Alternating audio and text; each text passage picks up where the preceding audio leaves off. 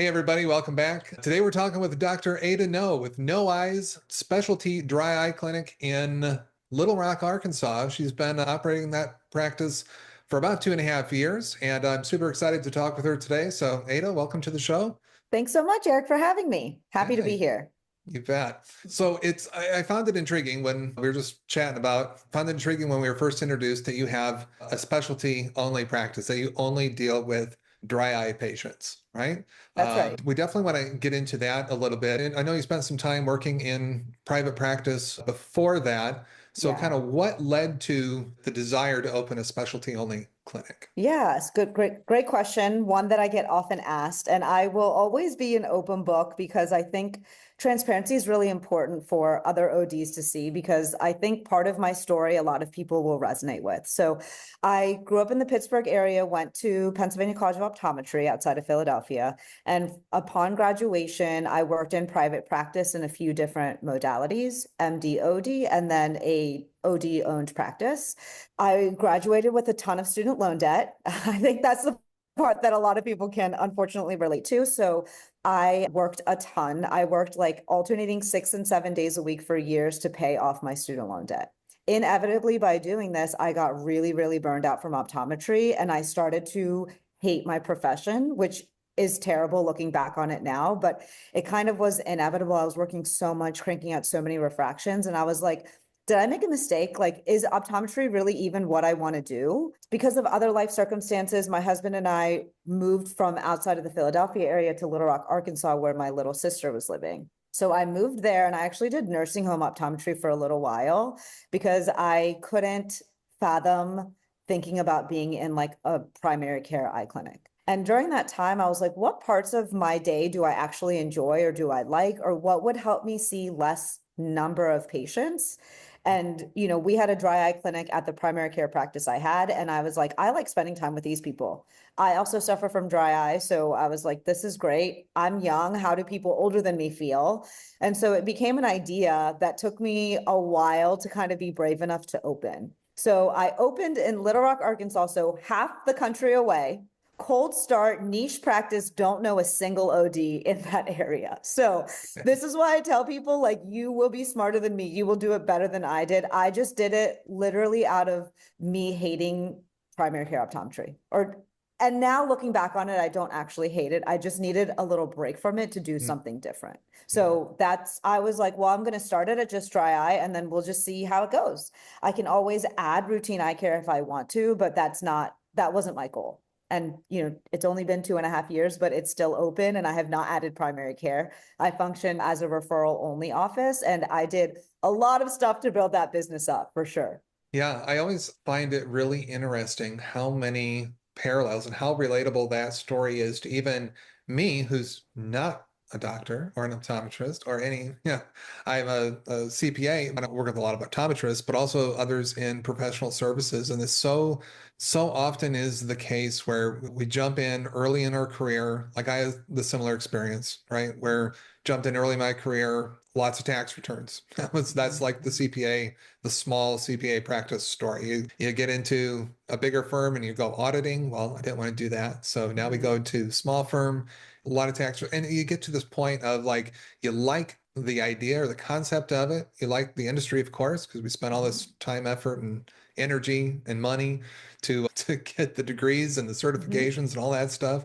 Yeah. And then we just go like super hard working towards like the next goal and Yeah. let's like kind of burn ourselves out early. But I think looking back at that, do you like, I can tell you from my experience, like I'm kind of glad I did it and then had the realization. So like 3 years, I only spent 3 years doing several hundred tax returns with a Yeah. 2 to 3 person office.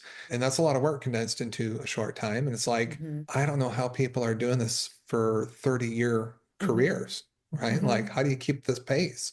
This is not healthy. It's not fun. It's not what I signed up for. Right. It's like all these things. So, kind of glad to get that awareness and experience early on with enough time in early on. I mean, you could probably have this realization when you're 50, but Mm. neither of us, I don't think, are there. But Not you look quite. younger than I do. So, um, Thank you. And I'm not there. But having that realization at some point with a lot of time left in our career to like shift and find, like you said, find that area of expertise, that niche that does make it more fulfilling and worthwhile. You For agree with sure. that? I think like the part of it for me is also my parents were immigrants. So all I know and has been ingrained in me is like work hard, work hard, work hard. And if it's like, oh, I have 2 days off in a month, it's oh, why do you have 2 days off? It's like, you should always be working. So it took a lot of like self-reflection and figuring out like what do I really want my life to be. I went through that guilt phase. I'm sure that you did too. Did I make a mistake? Like, why did I go to optometry school? Because now I literally remember coming home to my husband telling him like, I cannot do this for the next 25 years. Like Yeah. there's just no way.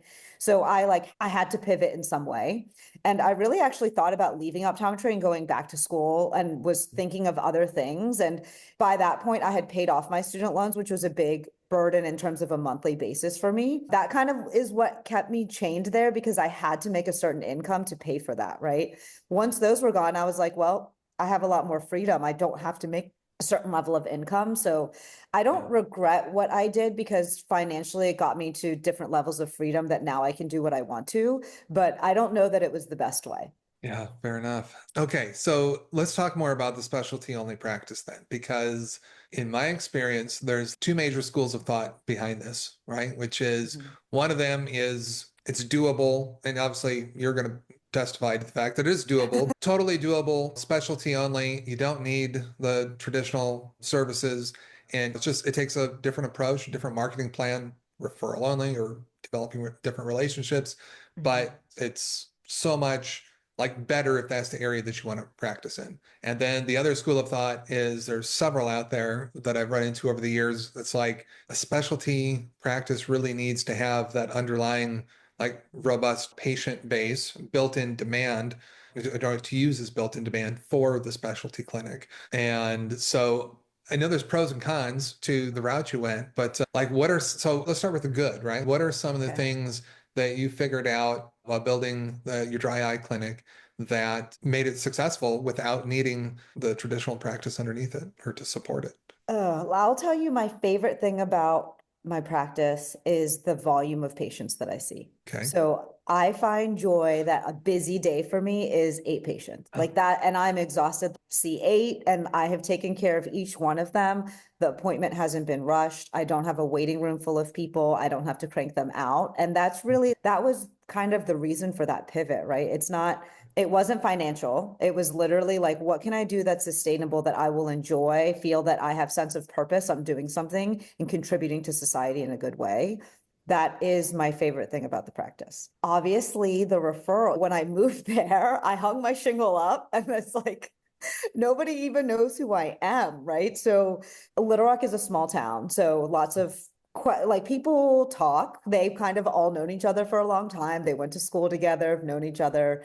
So it definitely was like a ripple. Who is this person? I was ruffling feathers a little bit in the beginning. I did it because it was what I wanted to do. That was the big goal. But I went knocking door to door to in person. First, I sent emails, didn't work. No one responded. Not a single person responded. That's the easy way out. That's what we want to work. That's what you hope happens. But right. I hope it'll work for somebody else, but it did not work for me. 0% fruitful.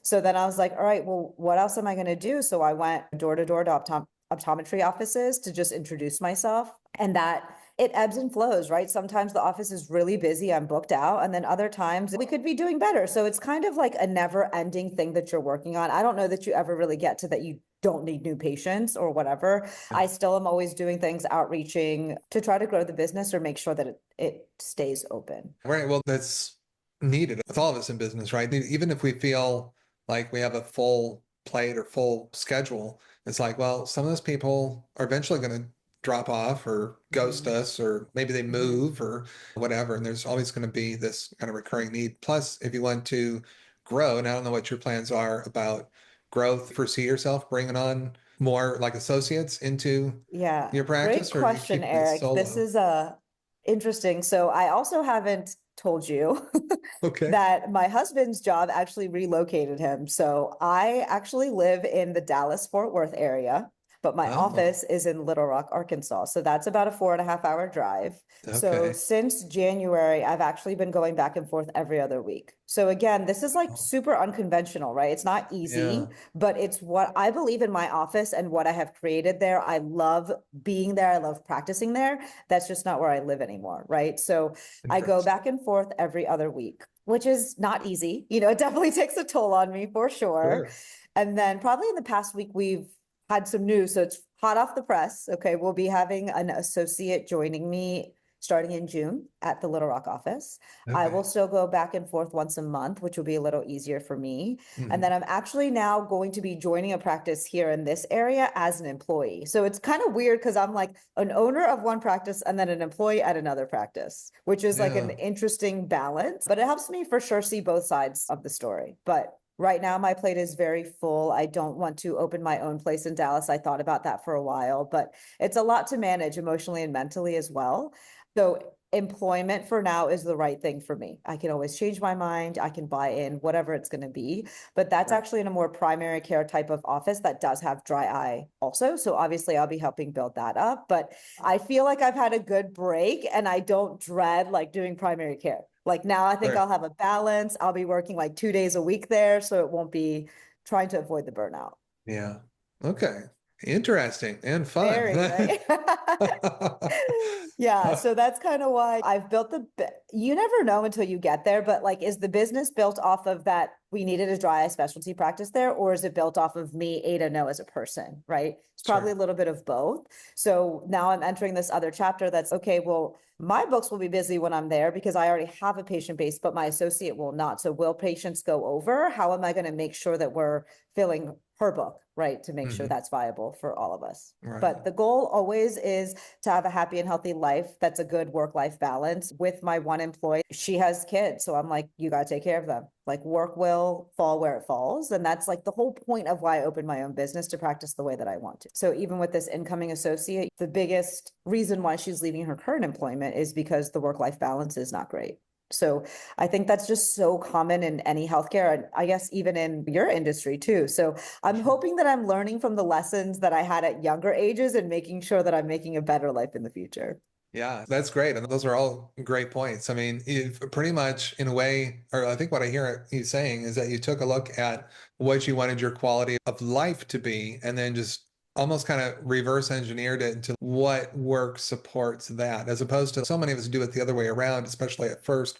Some of us still do it or do it for our whole career. It's like, I got to have the work, and my own business sounds great. And there's other qualitative reasons why I may want to do that, such as directing the patient care or the client care in my case to the way I want it. But we quickly, like a lot of people quickly become like their own worst boss, right? It's like the worst boss they've ever had is yourself.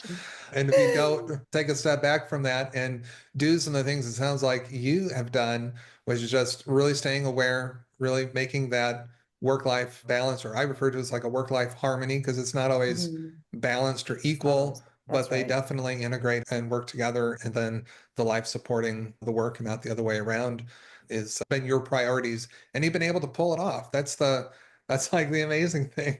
I don't know. Am I? That's what everyone's like. And I guess that's why I say, and it's still open. Like, how do you define success, right? For me, it's happiness at the end of the day, fulfillment. So, Uh-huh. people ask me, like, do I make as much as when I was an employed optometrist? No, I don't. I definitely do not make that income, but I don't feel that I'm missing anything because I feel happiness and gratitude when I go into my office. Like, I get to do what I want to do. I get to keep this open. I get to provide a service to these patients who are in need. And I just feel such sense of fulfillment at the end of the day. I've done something and I'm happy to be able to do it. So, well, look, you've really dropped a lot of great nuggets and shared a lot with us over this time. I know we're getting close to the end here. Before we do, towards the end, I always ask a similar question, and this could be something that you've already stated that's just worth restating or something to elaborate on. Or sometimes when I ask this, a whole new thing pops into somebody's head and they share that. So whatever the Okay. case is for you is great. But just in closing this up, like what is one major piece of advice, or maybe your best piece of advice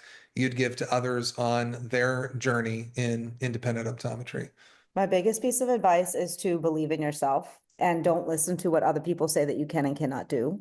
If it hasn't been done before, if it's not their life, that's not theirs. You can do whatever you want to do. Well said. I love it. Thank you. Ada, thank you so much for your time today. I really Thanks for appreciate having it. me. Yeah, you bet. Absolutely. And hopefully our paths will cross again sometime soon. Yeah, I hope so. Take care. You too.